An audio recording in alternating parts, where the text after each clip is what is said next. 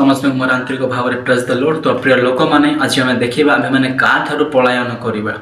प्रथम कोरिन्थियो तार 6:18 लेखा अच्छी एपरी भाव में बेविचार ठार पलायन कर, कारण कि बेविचार हूँ शारीरिक पाप जन्मा जो द्वारा आम मैंने प्रभुंर शरीर जो देउछि, प्रभुंर आत्मा जो शरीर मध्य रोचे कौन करे अशुचि करे। जदि आपण माने जदि ए प्रकार भाव में अच्छो, जदि बेविचार पड़ी अच्छो, आम केवल बेविचार बोली कहले कौन विषय आम मैंने मनोभाव करवा ना, कौन विषय खराब भाव को नहीं। जब आम देखुचु आम देखिक जब मन में भावुचु ता कौन अटे बेविचार अटे। तो प्रिय लोक मैंने आम मान वाक्य यहपरि कहे जे से प्रथम कोरिन्थियो तार 3:16-17 पर यहपरि भाव में लिखा अच्छी, कारण कौन ए शरीर हूँ ईश्वर मंदिर आ कौन करे ईश्वर आत्मा कौन कर आमर शरीर मध्य कौन करती बास करती। जदि ए शरीर जी नष्ट करुच्ची नष्ट करुच्ची जहाँ जो पापर पकाउछि से शरीर कौन करेंगे प्रभु मध्य कौन करदे नष्ट करदे। तो प्रिय लोक मैंने आपण मैंने जहाँ किसी करूँ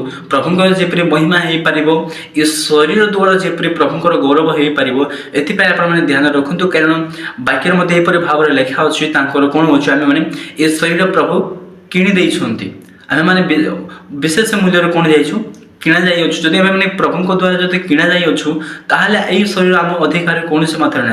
वाक्य मत यहपरि भाव में लिखा अच्छी ए जगत आपणकर किंतु आपण ईश्वर होती कार परमेश्वर अटती, किंतु आम मैंने निजे भावुँ आम मैंने सबकि करें, बट सेमती नुहे। आपण मैंने कौन करूँ सबुठ पलायन कर न कर, कि व्यभिचार ठार आप गोटे शिक्षा देवाई चाहे आ व्यभिचार ठार कौन हूँ पलायन करूँ।